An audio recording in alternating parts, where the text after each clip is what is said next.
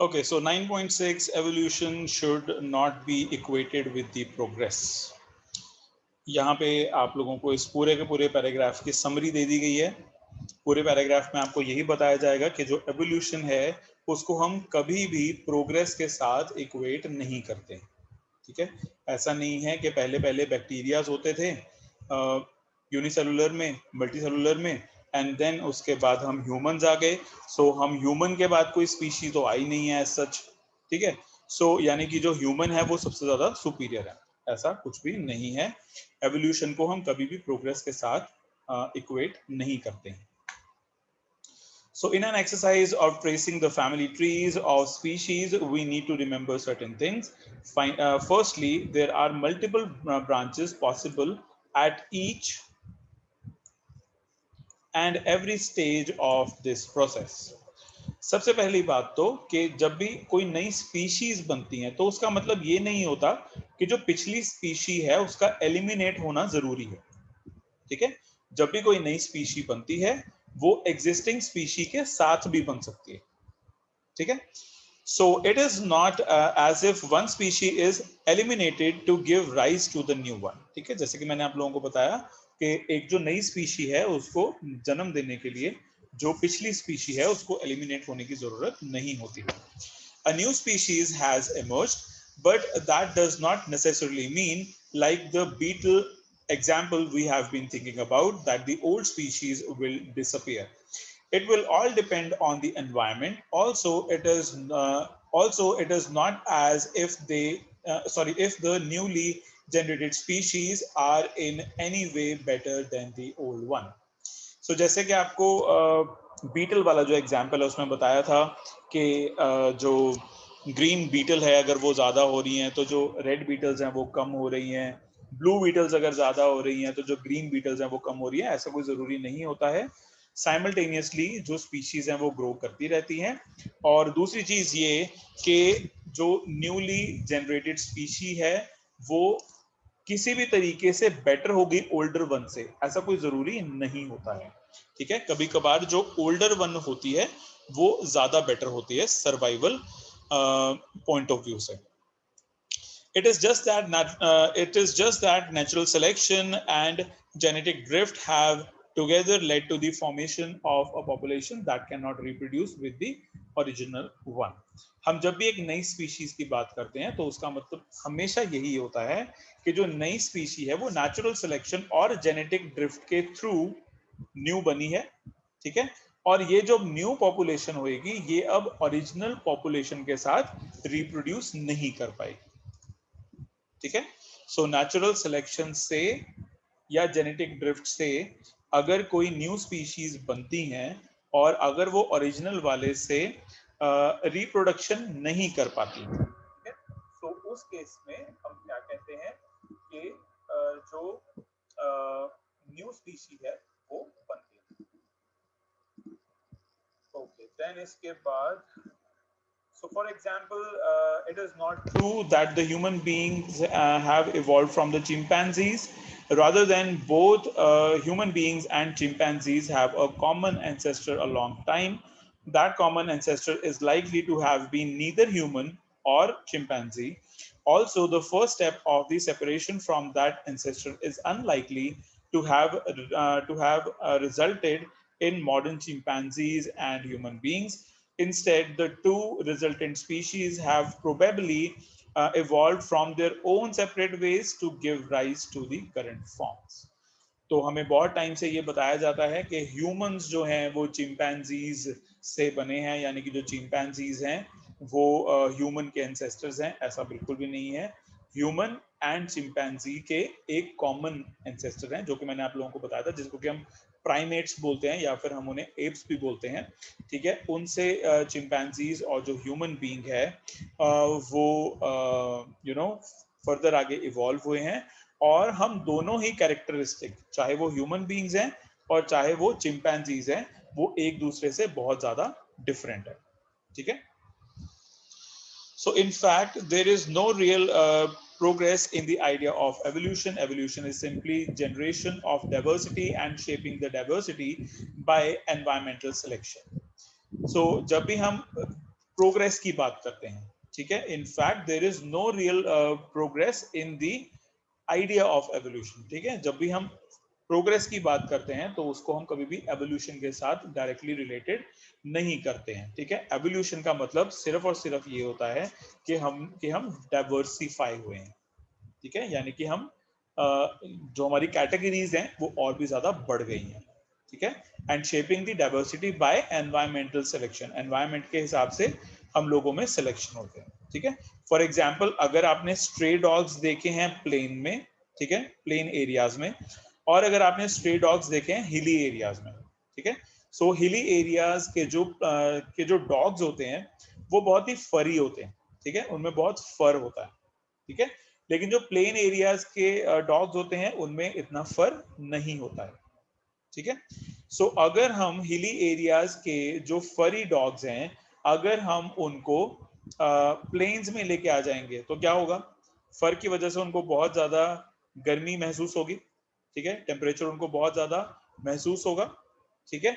और इसकी वजह से क्या होगा कि उन्हें हीट स्ट्रोक लगने के चांसेस होंगे, एंड जैसे ही हीट स्ट्रोक उन्हें हिट करेगा वो दे विल डाई, ठीक है। सेम वेज अगर हम स्ट्रे डॉग्स जो प्लेन एरियाज है अगर हम उनको हिली एरियाज में ले जाते हैं तो हिली एरियाज का जो एनवायरनमेंट है वो बहुत ही ठंडा होता है, ठीक है। सो प्लेन एरियाज के जो डॉग्स हैं वो उन ठंड को सहन नहीं कर पाएंगे, ठीक है, एंड फ्रॉस्टिंग की वजह से दे कैन डाई, ठीक है। सो जब भी एवोल्यूशन होता है वो एनवायरमेंटल एडवांटेजेस के हिसाब से होता है या फिर एनवायरमेंटल कंडीशंस के हिसाब से होता है, ठीक है जी, क्लियर है। ओके, देन इसके बाद the only progressive trend in evolution seems to be that more and more complex body design have emerged over the time. सिर्फ एक चीज जो कि हम फॉर श्योर कह सकते हैं एवोल्यूशन के लिए वो ये कि एवोल्यूशन की वजह से जो हमारे बॉडी डिजाइन है वो बहुत ही ज्यादा कॉम्प्लेक्स हो गए, ठीक है। इतना डिफरेंस है सिर्फ। अब कॉम्प्लेक्स बॉडी डिजाइन का मतलब ये बिल्कुल भी नहीं है कि हमारे में ज्यादा एडवांटेज है, ठीक है। इसका जो एग्जाम्पल है वो आपको आगे ही मिल जाएगा। However, again, it is not as if the older designs are inefficient. So many of the older and simpler designs still survive. In fact, one of the simplest forms, bacteria, inhabit in the most inhospitable habitats like the hot springs, deep seas, thermal vents, and the ice in Antarctica. In other words, human beings are not the pinnacle of evolution, but simply yet another species in the teeming spectrum of the evolving life. So यहाँ पे आप लोगों को बताया गया है एक example जो कि बैक्टीरिया का है। बैक्टीरिया कॉम्प्लेक्स बॉडी डिजाइन से नहीं बना होता, वो एक सिंपल बॉडी डिजाइन से बना होता है, बहुत पुराना ऑर्गेनिज्म है। लेकिन जो बैक्टीरिया है वो हॉट स्प्रिंग्स में रह लेता है, डीप सीज में रह लेता है, ठीक है, और जो एंटार्क्टिका के फ्रीजिंग आइस है वहां पे भी रह लेता है, ठीक है। लेकिन आप सोच के देखिए कि हम ह्यूमंस को अगर इन तीनों कंडीशंस में डालने की कोशिश की जाए, ठीक है, तो क्या हम सरवाइव कर पाएंगे? नो, ठीक है। और मैं बात कर रहा हूं विदाउट क्लोथ्स, ठीक है। अब जैसे बैक्टीरिया है हम उनको क्लोथ्स तो नहीं देते ना, ठीक है, लेकिन अगर हम विदाउट क्लोथ्स होंगे तो हम वहां पे सरवाइव नहीं कर पाएंगे, ना तो हम ज्यादा गर्मी सरवाइव कर पाएंगे और ना ही ज्यादा जो चिलिंग है हम उसको सरवाइव कर पाएंगे, ठीक है। सो यहाँ पे अगर हम एडवांटेज की बात करते हैं तो वो कॉम्प्लेक्स बॉडी डिजाइन को नहीं मिला, वो सिंपल बॉडी डिजाइन को मिला है, ठीक है। सो यानी कि जो ह्यूमन बीइंग्स हैं वो एवोल्यूशन के पिनिकल पे नहीं है। पिनिकल का मतलब होता है टॉप पॉइंट, ठीक है। सो पिनिकल का जो जो एवोल्यूशन का टॉप पॉइंट है उसमें ह्यूमन बीइंग्स नहीं है। ह्यूमन बीइंग्स सिर्फ और सिर्फ जो स्पीशीज के का जो स्पेक्ट्रम है उसको टीम अप करती है, ठीक है, दैट्स इट, इससे ज्यादा और कुछ भी नहीं होगा। चलिए लास्ट में हम बात करेंगे ह्यूमन एवोल्यूशन के बारे में। मैं आप लोगों को अभी पढ़ने का टाइम नहीं दे रहा हूं, ऐसा इसलिए है क्योंकि इस चैप्टर को आज फिनिश करना है और मैं कल आप लोगों को पूरा दिन दूंगा इसके लिए कि आप जो ये चैप्टर है आप इसको पढ़ पाएं, ठीक है, जैसे कि मैंने आप लोगों को 9th स्टैंडर्ड में बता दिया था कि 10th स्टैंडर्ड की जो बायो होती है वो भी लॉजिकल होती है। ठीक है, सो हेरिडिटी एंड एवोल्यूशन को पढ़ के भी आपको लगा होगा कि it is a logical chapter, है ना, रट्टे वाला तो है नहीं। ओके, सो इसलिए आप लोगों ने कल का पूरा दिन लगा के इसको समझना है, इस पूरे के पूरे चैप्टर को। ठीक है, एंड कोई भी डाउट होगा तो वो आपने मुझसे पूछना है, because weekly tests are back now. ठीक है, after 1.5 months weekly tests are back. Next week आप लोगों का एक टेस्ट होगा, मोस्ट प्रोबेबली ऑन ट्यूसडे और वेंसडे। ठीक है, so if you want to have a good marks in that weekly test, so आप लोगों को दो चीजें करनी है। एक तो ये कि आपको ये चैप्टर अच्छे से पढ़ना है। ठीक है, चाहे इसके एनसीईआरटी क्वेश्चंस हो, चाहे इसके कॉम्प्रिहेंसिव क्वेश्चंस हो, ठीक है, वो आपको अच्छे से करने हैं। कॉम्प्रिहेंसिव का तो नहीं, अभी सिर्फ एनसीईआरटी जो क्वेश्चंस हैं उन्हीं का टेस्ट होगा। सेकंड चीज आपको ये करनी है कि आपको हमेशा अपनी वीडियो ऑन रखनी है, क्योंकि अगर वीडियो ऑन नहीं रखोगे तो -2 मार्क्स हो जाएंगे। ठीक है, सो वीडियोस आपकी ऑन होनी चाहिए। मनव ऑन ऑफ हो रही है, ठीक है, ध्यान से। चलिए, ओके, सो लास्ट टॉपिक पढ़ लेते हैं, human evolution. The same tools for tracing evolutionary relationship, excavating time, dating, and studying fossils, as well as determining DNA sequences, have been used for studying human evolution. Human की जो evolution है वो उसको समझने के लिए हमने क्या क्या चीजें की हैं, एक्सकेवेटिंग की है। ठीक है, एक्सकेवेटिंग का मतलब डीपली डग करना चीजों को, टाइम डेटिंग की है हमने, ठीक है, फॉसिल्स की स्टडी की है, और साथ ही साथ डीएनए के जो सीक्वेंसेस हैं उनको भी हमने डिटरमिन किए। ठीक है, तो ये सारी की सारी चीजें हमने ह्यूमन लाइफ के लिए की हैं। एंड आप में से किसी को पता है कि जो ह्यूमन लाइफ है वो कब से एग्जिस्ट करती है हमारे वर्ल्ड में? Any idea how many years ago? Anyone raise your hand?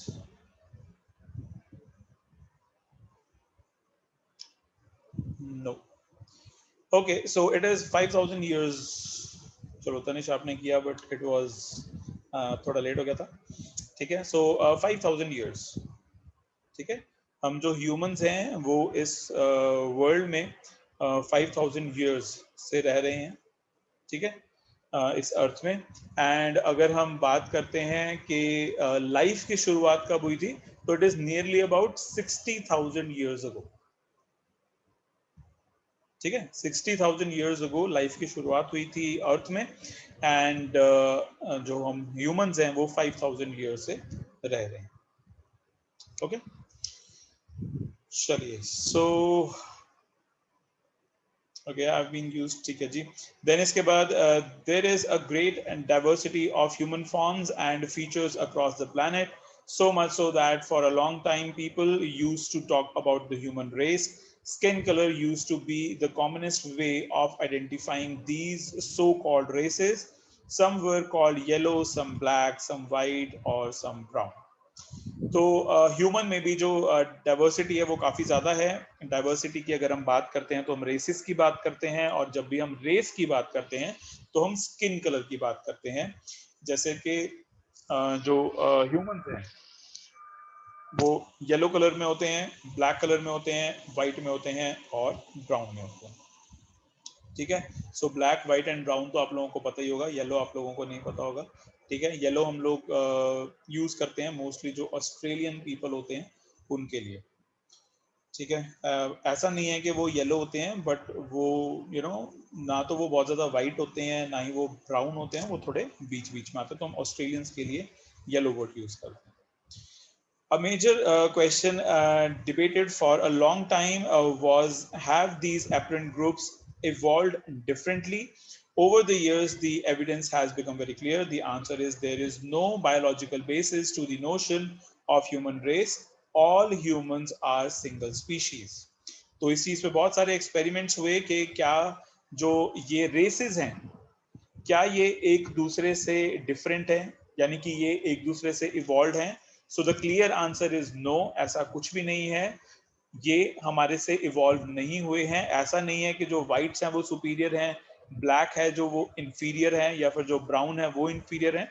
ऐसा कुछ भी नहीं है, ठीक है। सिर्फ और सिर्फ ये डिफरेंट डिफरेंट कलर्स के हैं, ठीक है। ये सिर्फ एक ह्यूमन रेस है, इसके अलावा ऐसा कुछ भी नहीं है कि कोई किसी से ज्यादा हाईली इवॉल्व, ऐसा कुछ भी नहीं है। Not only that, regardless of where we lived from the past few thousand years, we all came from Africa. ठीक है, सो ये भी जानने की जरूरत नहीं है कि हम कहाँ से आए हैं, ठीक है। आप सभी को पता होगा कि अफ्रीका से हमारी लाइफ की शुरुआत हुई थी। The earliest members of the human species, Homo sapiens, can be traced there. Our genetic footprints can be traced back to our African roots. A couple of a couple of 100,000 years ago, some of our ancestors left Africa while others stayed on. ठीक है, सो कुछ जो हमारे ancestors हैं वो Africa में ही रहे थे, और कुछ जो हैं उन्होंने अफ्रीका को लीव कर दिया था। While these residents spread across Africa, the migrants slowly spread across the planet from Africa to West Asia, then Central Asia, Eurasia, South Asia, and East Asia. They traveled down the island of Indonesia and the Philippines to Australia, and they crossed the uh, Bering Land bridge to the Americas. They did not go to the single line, so they were not traveling for the sake of traveling. Obviously, they went forward and backwards with groups, sometimes separating from each other, sometimes coming back to mix with each other, even moving in and out of Africa like all other species on the planet. They had come into being as an accident of evolution and were trying to live their lives the best they could. सो यहाँ पे बताया कि Africa से वो सबसे पहले गए waste Asia की तरफ, ठीक है। वेस्ट एशिया अगर आप लोग समझते हैं तो वेस्ट एशिया का मतलब है यूएई, जिसको कि हम आज की डेट में यूएई के नाम से जानते हैं, ठीक है। तो सबसे पहले वो वेस्ट एशिया में गए, यानी कि Saudi Arabia, then we have Doha, Qatar, Dubai, ठीक है। तो ये सारी कंट्रीज। देन उसके बाद वो गए सेंट्रल एशिया में। सेंट्रल एशिया में we have Uzbekistan, we have China, ठीक है, मंगोलिया। देन उसके बाद वो गए यूरेशिया में। Eurasia means you can say Eurasia is Ukraine, ठीक है। देन आजकल जिन कंट्रीज में वॉर चल रही है, कौन सी कंट्रीज हैं, किसी को पता है आजकल किन कंट्रीज में वॉर चल रही है? नो?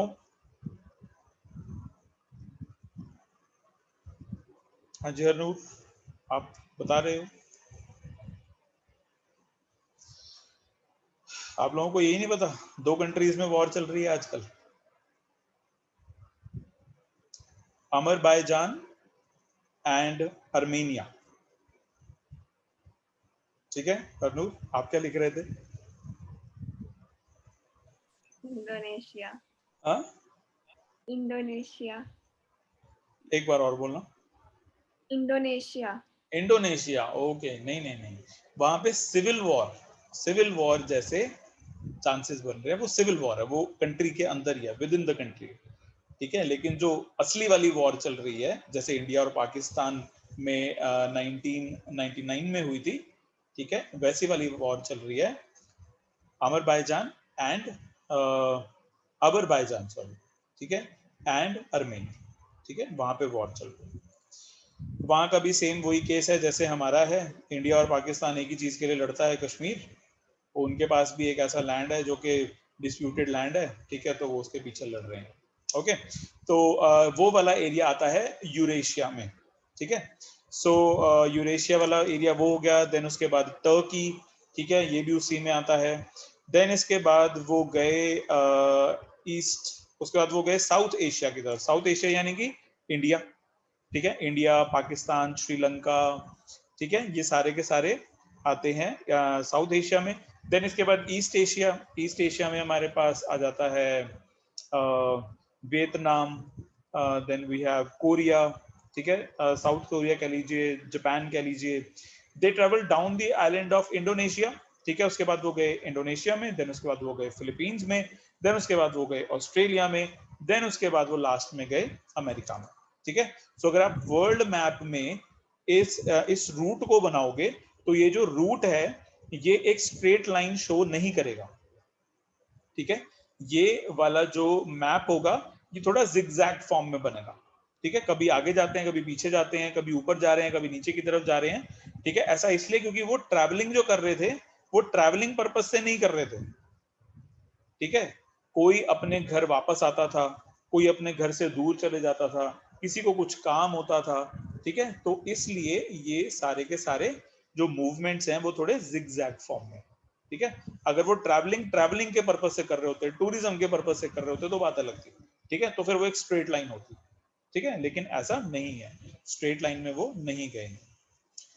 ओके, देन इसके बाद आपको यहाँ पे बताया है कि they went forward and backward with group sometime separating from each other, sometime coming back to the their home to mix with each other and moving in and out of the Africa.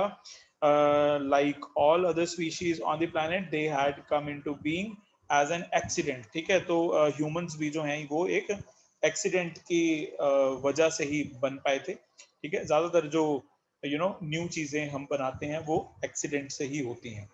And were trying to live their lifes the best they could, ठीक है। And जितनी वो life अपनी अच्छी बना सकते हैं उतनी वो अच्छी